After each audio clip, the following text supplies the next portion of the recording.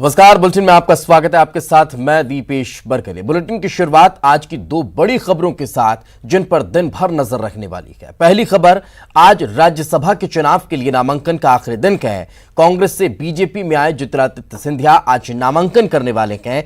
वहीं कांग्रेस ने फूल सिंह बरैया को टिकट दे दिया है, जो आज अपना पर्चा दाखिल करेंगे। वहीं दूसरी खबर, जिस पर आज दिन भर नजर बनी रहेगी, आज दिन भर राजभवन पर नजर टिकी रखने वाली है। सीएम कमलनाथ आज राज्यपाल लालजी टंडन से मुलाकात करेंगे।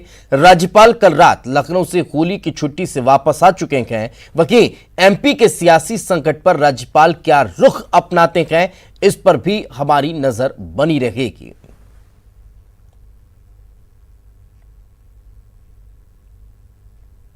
तो दो महत्वपूर्ण खबरें जिन पर आज दिन भर हमारी नजर टिकी रहने वाली है, जिन पर पल पल की अपडेट हम आप तक पहुंचाने वाले हैं। सबसे पहली खबर जिसका हम जिक्र कर रखेंगे वो है, आज जब ज्योतिरादित्य सिंधिया बीजेपी के दिग्गज नेताओं के साथ राज्यसभा का नामांकन दाखिल करने वाले हैं। चूंकि आज राज्यसभा के लिए नामांकन करने का आखिरी दिन है, तो वहीं कांग्रेस के उम्मीदवार के तौर पर फूल सिंह बरैया भी आज अपना नामांकन दाखिल करेंगे। तो वहीं दूसरी जो महत्वपूर्ण खबर आज रहने वाली है वो है सीएम की राज्यपाल से मुलाकात। राज्यपाल कल छुट्टियों के बाद वापस भोपाल लौट चुके हैं, राजधानी पहुंच चुके हैं, राजभवन पहुंच चुके हैं और आज 11 बजे सीएम उनसे मुलाकात करने के लिए जाने वाले हैं। यह मुलाकात मध्य प्रदेश के सियासी माहौल के बीच काफी महत्वपूर्ण मानी जा रही है। राजभवन इस पूरे माहौल को किस तरह से ले रहा है, राज्यपाल इस पर किस तरह से नजर रखे हुए हैं और अब उस पर उनकी क्या प्रतिक्रिया होती है, किस तरह की स्थितियां रखेंगी, वो तमाम अपडेट हम आप तक पहुंचाने वाले हैं। और इन दो महत्वपूर्ण बड़ी खबरों पर आज दिन भर हमारी नजर रखेगी। तो राज्यसभा चुनाव के लिए नामांकन का आज अंतिम दिन है। ज्योतिरादित्य सिंधिया आज अपना नामांकन दाखिल करने वाले हैं। वहीं फूल सिंह बरैया भी आज अपना नामांकन पर्चा दाखिल करने वाले हैं। यह सबसे महत्वपूर्ण बड़ी खबर हम आपको बता देते हैं। आज चूंकि राज्यसभा के नामांकन का आखिरी दिन है और आज बीजेपी के अधिकृत प्रत्याशी के तौर पर ज्योतिरादित्य सिंधिया नामांकन दाखिल करने वाले हैं, तो कांग्रेस की तरफ से फूल सिंह बरैया अपना नामांकन दाखिल करेंगे। इससे पहले का अगर जिक्र किया जाए तो दिग्विजय सिंह पहले की नामांकन दाखिल कर चुके हैं और अब आज बीजेपी के अधिकृत प्रत्याशी के तौर पर ज्योतिरादित्य सिंधिया, जो हाल ही में बीजेपी में शामिल हुए हैं, कल उनका भव्य और ऐतिहासिक स्वागत मध्य प्रदेश की राजधानी भोपाल में हुआ। उसके बाद आज अब एक और शक्ति प्रदर्शन के तौर पर वे राज्यसभा में नामांकन दाखिल करने के लिए जाने वाले हैं। तो और ज्यादा जानकारी के साथ हमारी सहयोगी पूजा माथुर हमारे साथ जुड़ चुके हैं, उन्हीं से जानकारी लेते हैं। पूजा, कितने बजे का समय तय किया गया, क्या मुहूर्त देखा गया और क्या शक्ति प्रदर्शन की तैयारी भी रहने वाली है?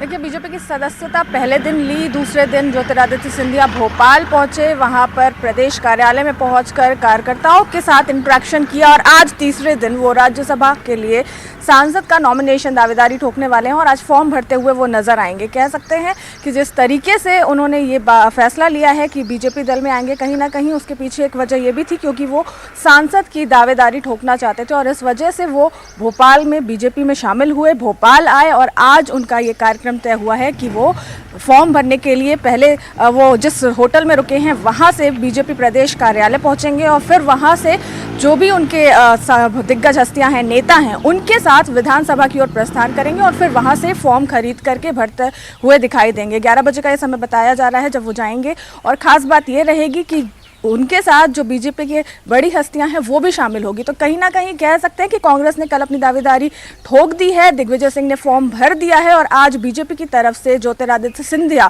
फॉर्म भरते हुए दिखाई देंगे। जी दीपेश। बिल्कुल। अब समय क्या कोई तय किया गया है, कितने बजे वे पहुंचने वाले हैं? और आज जब कहीं ना कहीं नरोत्तम मिश्रा के यहाँ जो लंच होना है उससे पहले वे नामांकन दाखिल करेंगे या उसके बाद पहुंचने वाले हैं?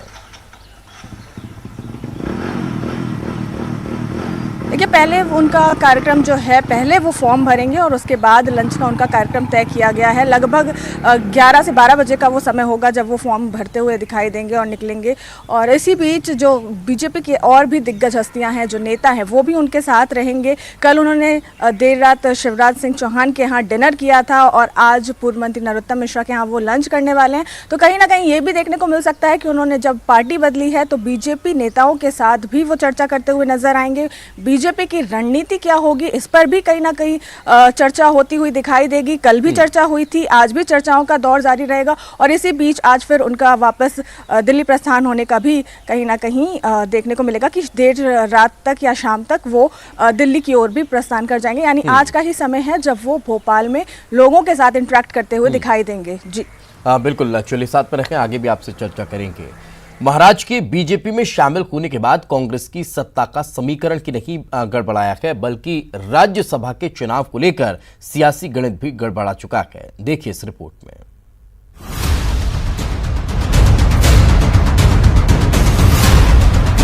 प्रदेश में कांग्रेस और भारतीय जनता पार्टी के बीच शहमात का खेल जारी है। ज्योतिरादित्य सिंधिया ने कांग्रेस छोड़ बीजेपी का दामन थाम लिया है। सिंधिया के इस कदम से प्रदेश की सत्ता की समीकरण ही नहीं, बल्कि राज्यसभा की 3 सीटों पर होने वाले चुनाव का गणित भी बदल जाएगा। कांग्रेस की 2 राज्यसभा सीट जीतने के सपने को सिंधिया के समर्थक और विधायकों ने पूरी तरह से धूमिल कर दिया है और अब इस सीट पर भी बीजेपी की जीत तय मानी जा रही है। राज्यसभा की 3 सीटों पर 26 मार्च को चुनाव होने वाले हैं। राज्यसभा की इन तीनों सीटों के लिए होने वाले चुनाव में एक सीट कांग्रेस और बीजेपी को मिलना तय है, लेकिन तीसरी सीट को लेकर घमासान मच गया है। कांग्रेस विधायकों के बगावत के बाद दूसरी सीट पर कांग्रेस की पकड़ कमजोर और बीजेपी की स्थिति मजबूत हुई है। मध्य प्रदेश कोटे से बीजेपी के प्रभात झा और सत्यनारायण जटिया तो कांग्रेस के दिग्विजय सिंह का राज्यसभा कार्यकाल पूरा हो रहा है। बीजेपी ने ज्योतिरादित्य सिंधिया और सुमेर सिंह सोलंकी को राज्यसभा प्रत्याशी बनाया है, तो कांग्रेस ने दिग्विजय सिंह और फूल सिंह बैरैया को उम्मीदवार बनाया है। सियासी संकट से पहले बीजेपी के कोटे में महज एक राज्यसभा सीट जाती दिख रही थी, लेकिन अब दूसरी सीट पर भी बीजेपी कब्जा जमा सकती है। मध्य प्रदेश में विधानसभा की कुल 230 सीटें हैं और इसमें से 2 सीट खाली है, जिसके बाद कुल संख्या 228 है। सिंधिया की बगावत के बाद अब तक 22 कांग्रेस विधायकों ने इस्तीफा सौंपा है। ऐसे में अगर इन कांग्रेसी विधायकों का इस्तीफा स्वीकार हो जाता है तो कुल संख्या 206 हो जाएगी। सिंधिया की बीजेपी का दामन थामने और 22 कांग्रेस विधायकों के इस्तीफा देने के बाद सियासी समीकरण पूरी तरह से बदल गए हैं। कांग्रेस के 114 में से 22 के इस्तीफे के बाद अब यह आंकड़ा 92 पहुंच गया है। इसमें 4 निर्दलीय विधायकों को जोड़ लें तो ये आंकड़ा 96 पहुंचता है। वहीं बीजेपी के पास फिलहाल 107 विधायक हैं। इसके अलावा बीएसपी के 2 और सपा का 1 विधायक है। इस तरह से बीजेपी की झोली में दूसरी सीट भी जानी तय मानी जा रही है। Bureau report, news 18। तो जहां एक तरफ राज्यसभा के गणित को आप समझ रखे हैं कि किस तरह से बीजेपी के पास दोनों सीटें जाती दिखाई दे रही है, तो कांग्रेस भी अपनी एड़ी चोटी का जोर लगाती हुई नजर आ रही है। और यही वजह है कि आज राजभवन पर दिन भर नजर टिकी रहने वाली है। आज राज्यपाल लालजी टंडन से मुख्यमंत्री कमलनाथ की मुलाकात हो रही है, तो ये मुलाकात काफी महत्वपूर्ण है। राज्यपाल लालजी टंडन लखनऊ से वापस भोपाल लौट चुके हैं। रात में लखनऊ से वो भोपाल लौटे हैं और सीएम आज उनसे मुलाकात करेंगे। सुबह 11 बजे का ये समय तय हुआ है राज्यपाल लालजी टंडन से मुलाकात का। सियासी कल्चर के बीच की मुलाकात काफी महत्वपूर्ण मानी जा रही है। माना यह जा रहा है कि इस मुलाकात के बाद शायद मध्य प्रदेश की राजनीति में कुछ और नया देखने को मिल सकता है। कुछ नई चीजें, कुछ नया अपडेट मध्य प्रदेश की राजनीति में और निकलकर सामने आ सकता है। और ज्यादा जानकारी के साथ हमारी सहयोगी पूजा हमारे साथ जुड़ी हुई है। पूजा, क्या ताजा जानकारी राज्यपाल से सीएम की मुलाकात को लेकर? बिल्कुल, देखिए आज 11 बजे का वक्त तय किया गया है जब सीएम कमलनाथ राज्यपाल लालजी टंडन से मुलाकात करेंगे और ये बताया जा रहा है कि आज बहुत ही अहम मुद्दों को लेकर के वो लालजी टंडन से बात करने वाले हैं मुख्यमंत्री कमलनाथ। और सबसे खास एजेंडा रहेगा कि विधानसभा का सत्र जो 16 तारीख से शुरू होने वाला है उसमें विधायकों की मौजूदगी को लेकर के वो चर्चा की जाएगी। सीएम को ने पहले ही चिट्ठी लिख दी थी राज्यपाल को, हालांकि वो छुट्टी बनाने लखनऊ गए थे, लेकिन इसी बीच उन्होंने चिट्ठी लिख करके 6 मंत्रियों की बर्खास्तगी की मांग की गई थी। और जिस तरह अब कांग्रेस के पास बहुमत को लेकर के, संख्या को लेकर के एक सवाल खड़े हो रहे हैं और बीजेपी के पास भी बहुमत और संख्या को लेकर के लगातार जो अटकलियां चल रही हैं उसकी स्थिति कहीं ना कहीं स्पष्ट होती दिखाई देगी, क्योंकि विधायकों से संपर्क करने की लगातार कांग्रेस कोशिश कर रही है और इसी बीच विधायकों को सदन में उपस्थित रहना है, इस बात पर भी चर्चा होगी। और उनके अगर उपस्थित ना रहने पर क्या कुछ होने वाला है, इसी बात को लेकर के आज राज्यपाल से सीएम कमलनाथ चर्चा करते हुए नजर आएंगे और ये दावे भी पेश करते हुए नजर आएंगे कि फिलहाल मौजूदा स्थिति में जिन विधायकों से संपर्क टूटा है उनके इस्तीफे मंजूर नहीं किए गए हैं, यानी कह सकते हैं कि वो अभी भी कांग्रेस पार्टी के ही विधायक कहे जाएंगे।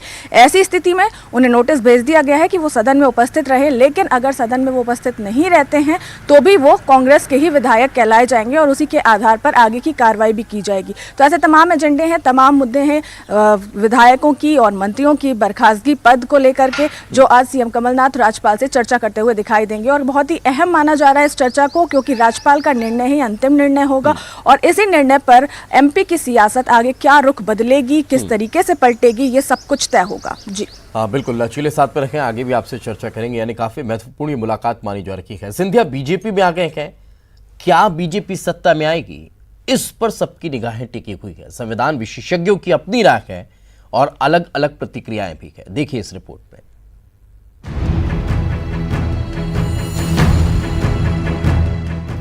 सिंधिया अब बीजेपी के हो गए हैं। महाराज के समर्थक विधायकों ने बगावत कर दी है, इस्तीफे भी दे दिए हैं, जिसके बाद कांग्रेस की सत्ता डोलने लगी है। देखिए, नियम हमारा जो है प्रक्रिया कार्य संचालन नियम है, ये इसका नियम है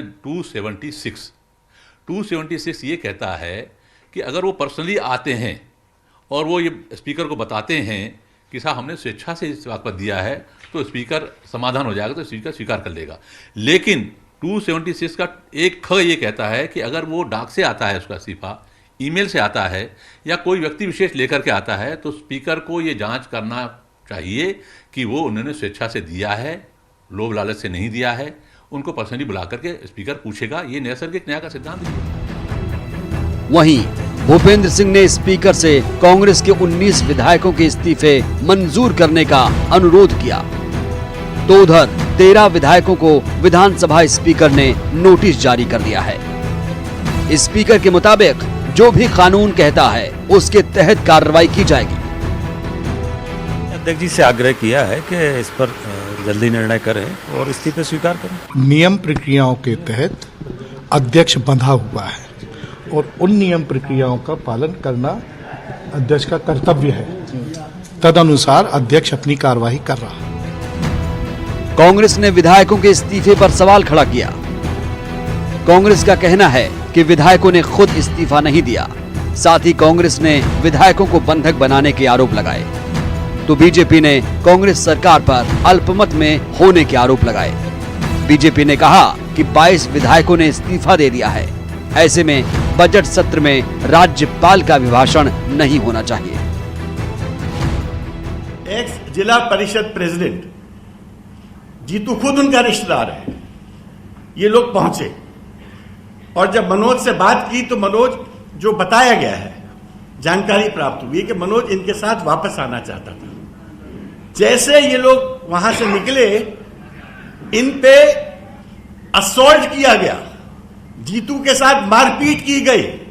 हम शुरू से कह रहे थे कि हमारे विधायक बंधक हैं, सारे मोबाइल फोन उनके जब्त हैं, बेंगलोर की चिप से उनके परिवारों से बात कराई जाती है, रिकॉर्ड की जाती है और वापस छीन ली जाती है। जिस तरह से इन लोगों को सबको वहां पर एक तरह से बंधक बना के रखा हुआ है, मैं देश के राष्ट्रपति जी से, सुप्रीम कोर्ट से भी कहना चाहूंगा कि ये प्रजातंत्र के हित में वो इंटरफेयर करें इसमें, और इंटरफेयर करके ये हमारे साथियों को, हमारे विधायक साथियों को और मंत्री साथियों को वहां से जुड़वाएं। हम तो बार बार ये कहते रहे भारतीय जनता पार्टी को कोई लेना देना नहीं है, कांग्रेस का आंतरिक मामला है। लेकिन ये सच्चाई है कि सरकार ने बहुमत खो दिया है, और अब ऐसी सरकार कैसे राज्यपाल का अभिभाषण करवा सकती है, कैसे सत्र बुला सकती। दिग्विजय सिंह कह रहे हैं कि फ्लोर टेस्ट होना चाहिए 16 तारीख को। हम लोग तो कह रहे हैं कि फ्लोर टेस्ट भी हो, इसमें कोई आपत्ति नहीं है, पर जब सरकार अल्पमत में है तो इस्तीफा दें और गवर्नर भारतीय जनता पार्टी का जो भी हमारा नेता होगा उसको मुख्यमंत्री की शपथ दिलाएं, और जिस दिन वो कहेंगे उस दिन हम लोग बहुमत सिद्ध कर देंगे।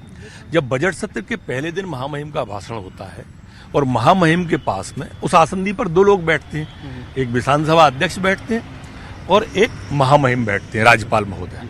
अब दोनों के पास में 22 के लगभग और 22 के लगभग इस्तीफे हैं दोनों के पास। तो ये सरकार जिसका आप दर्पण पढ़ने जा रहे हैं, दिखाने जा रहे हैं, वो सरकार बहुमत में है क्या? और अगर वो बहुमत में नहीं है तो उसका अभिभाषण कैसे? अगर है तो फ्लोर टेस्ट क्यों नहीं? तो हम तो प्रार्थना करेंगे दोनों से कि पहले फ्लोर टेस्ट हो फिर अभिभाषण हो। इधर सियासी उठापटक के बीच अब सबकी निगाहें राज्यपाल और विधानसभा अध्यक्ष पर टिक गई हैं। लेकिन बड़ा सवाल, सिंधिया बीजेपी में आए हैं, क्या सत्ता भी बीजेपी के पास आएगी? Bureau report, news 18। ब्रेक के बाद आपका स्वागत है। कांग्रेस के कुल 22 विधायकों ने इस्तीफा दे दिया है। उधर 13 विधायकों को विधानसभा स्पीकर ने नोटिस जारी किया था, जिनका नोटिस पीरियड आज खत्म हो रहा है। इसको लेकर विधानसभा अध्यक्ष आज कार्रवाई को लेकर कुछ फैसला ले सकते हैं। न्यूज़ 18 से बात करते हुए एनपी प्रजापति ने कहा कि कानून के मुताबिक कार्रवाई की जाएगी। आप लोग जो सरकार के मुखिया उनसे पूछिए। जहां तक मेरे को नोटिस दिए थे, आप लोग मेरे घर पे आए थे। कल मैंने 6 लोगों को नोटिस जारी कर दिया है। आज मैं 7 लोगों को और नोटिस जारी कर रहा हूँ। जो प्रक्रियाएं हैं, मैंने उस दिन भी कहा था, आज भी कह रहा हूँ, नियम प्रक्रिया। तो सुना आपने कि नियम के मुताबिक ही कार्रवाई की जाएगी। हमारे सहयोगी पूजा माथुर हमारे साथ जुड़ी हुई है। पूजा, एक तरफ आज राज्यसभा के लिए नामांकन दाखिल होना है, दूसरी तरफ राज्यपाल से सीएम की मुलाकात होनी है, और आज सबसे महत्वपूर्ण जो 13 विधायकों को नोटिस जारी हुए हैं उनको लेकर क्या कोई बड़ा फैसला हो सकता है? और अगर वो फैसला हो सकता है तो फिर क्या उसके बाद कुछ नया परिवर्तन प्रदेश में देखने को मिलेगा? देखिए दीपेश, जिस तरह से आपने जिक्र किया, आज का जो घटनाक्रम होने वाला है, ये तीनों ही अहम मुद्दे हैं जिन पर आज पूरे देश की निगाहें टिकी रहेंगी, क्योंकि जिस तरीके से अभी एमपी की सियासत में उठापटक चल रही है, पूरा देश इस ओर केंद्रित है कि आखिर एमपी में सरकार बनेगी तो किसकी बनेगी, और अगर सिंधिया ने बीजेपी की सदस्यता ली है तो क्या बीजेपी को इससे कोई फायदा होने वाला है। और 3 जिस अहम एजेंडों की आज आप बात कर रहे हैं कि ज्योतिरादित्य सिंधिया राज्यसभा सांसद के लिए अपनी दावेदारी का फॉर्म भरते हुए दिखाई देंगे, तो वहीं सीएम कमलनाथ राज्यपाल से मिलते हुए नजर आएंगे। इसी बीच आज एक अहम फैसला ये भी होने वाला है कि अभी तक कुल 13 विधायकों को नोटिस जारी कर दिया गया था, और जो स्पीकर की माने तो साफ तौर पर उनका यही कहना था कि नियम कहता है उसके ही अनुसार चलते हुए कार्रवाई की जाएगी। और नियम ये कहता है कि इन 13 विधायकों को अगर नोटिस जारी हुए हैं तो उन्हें प्रत्यक्ष तौर पर स्पीकर के सामने उपस्थित रहना होगा, और स्पीकर इस बात की पुष्टि करेंगे कि ये जो इस्तीफे इन्होंने सौंपे हैं, कहीं ये किसी दबाव में आकर तो नहीं सौंपे हैं। बिल्कुल, जो नियमावली है उसमें जो बिंदु दिए हुए हैं उसी के आधार पर ये कार्रवाई होती दिखाई देगी। बहुत बहुत शुक्रिया पूजा इस तमाम जानकारी के लिए हमारे साथ चर्चा में जुड़ने के लिए। आज एक और बड़ी खबर पर हमारी दिन भर नजर बनी रहने वाली है, वो है विधायक बचाओ मुहिम पर। ऐसा हम इसलिए कह रहे हैं क्योंकि दोनों की दलों ने अपने विधायकों को खरीद फरोख्त से बचाने के लिए प्रदेश से बाहर शिफ्ट कर दिया है। कांग्रेस के विधायक जयपुर रिसोर्ट में गए, ब्यूना विस्तार रिसोर्ट में कांग्रेस नेताओं का आना जाना लगा हुआ है। राजस्थान प्रभारी अविनाश पांडे और मंत्री रघु शर्मा ने कल कांग्रेस विधायकों से मुलाकात की है। इससे पहले हरीश रावत और मुकुल वासनिक ने भी कांग्रेस विधायकों से मुलाकात की है। दोनों नेताओं के विधायकों का हौसला बढ़ाने के साथ ही राज्यसभा चुनाव और फ्लोर टेस्ट को लेकर चर्चा की बातें सामने आई है। वहीं जयपुर के ब्यूना विस्टा रिसोर्ट में जहां पर कांग्रेस विधायक ठहरे हुए हैं, वहां राजस्थानी लोक गीतों की प्रस्तुति और नृत्य की प्रस्तुति भी की जा रही है। कांग्रेस के विधायक राजस्थानी लोक गीतों और लोक नृत्य का लुत्फ उठा रहे हैं। मनोरंजन का ये खास आयोजन विधायकों के लिए किया गया है। तो वहीं गुरुग्राम के मानेसर में एक रिसोर्ट में बीजेपी विधायक ठहरे हुए हैं। यहां बीजेपी विधायकों से कैलाश विजयवर्गीय ने मुलाकात की है। विजयवर्गीय के साथ की गाड़ियों का काफिला भी गया था। एक मिनी बस भी रिसोर्ट के अंदर गई हुई थी। तो ये जयपुर और मानेसर की दो अलग अलग तस्वीरें, जहां बीजेपी और कांग्रेस के विधायकों को ठहराया गया है और दोनों पार्टी के विधायकों से मुलाकात करने के लिए पार्टी के वरिष्ठ नेता पहुंचे हुए हैं और उन्हें राज्यसभा चुनाव के साथ की मौजूदा हालात को लेकर चर्चा उनके साथ की गई है। तो जयपुर से हमारे सहयोगी सौरभ हमारे साथ जुड़ चुके हैं। सौरभ, क्या ताजा जानकारी फिलहाल जयपुर में ठहरे हुए कांग्रेस विधायकों को लेकर? क्या कोई और विधायक तो यहां से चटकता हुआ दिखाई नहीं दे रहा?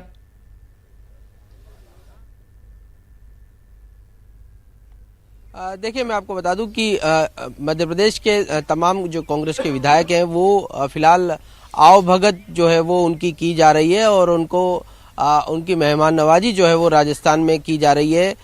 जिस होटल में मैं खड़ा हूँ, रिजोर्ट में खड़ा हूँ, यहाँ पर जो है वो करीब 44 विधायक बताए जा रहे हैं और दूसरा रिजोर्ट है ट्री हाउस रिजोर्ट, वहाँ पर 38 विधायक बताए जा रहे हैं। और ये भी बताया जा रहा है कि कल जो है वो 3 विधायक जो है वो और पहुंचे हैं यहाँ पर। इस प्रकार की बात जो है वो सामने आ रही है। हालांकि कांग्रेस नेता कल भी लगातार संख्या को लेकर उनमें असमंजस साफ दिखाई दिया और टोटल संख्या कितनी है उसको लेकर कोई भी जवाब जो है वो नहीं दिया। लेकिन कल दिन भर बैठकों का दौर चला, साथ में लंच का कार्यक्रम हुआ, डिनर का कार्यक्रम हुआ और एक तरह से इन तमाम विधायकों की हौसला अफजाई जो है वो करते हुए यहाँ पर कांग्रेस के नेता जो है वो असमंजस के बीच इन विधायकों को मोटिवेट करने का काम किया जा रहा है। इन विधायकों को पार्टी के साथ बंधे रहने की सीख दी जा रही है। बहुत बहुत शुक्रिया सौरभ इस तमाम जानकारी के लिए। तो इस बीजेपी और कांग्रेस दोनों ही अपने अपने विधायकों को साधने में लगी हुई है। इन तमाम खबरों पर दिन भर हमारी नजर बनी रहेगी, लेकिन फिलहाल इस बुलेटिन में इतना ही। एक छोटे से ब्रेक के बाद जल्द हाजिर होगा।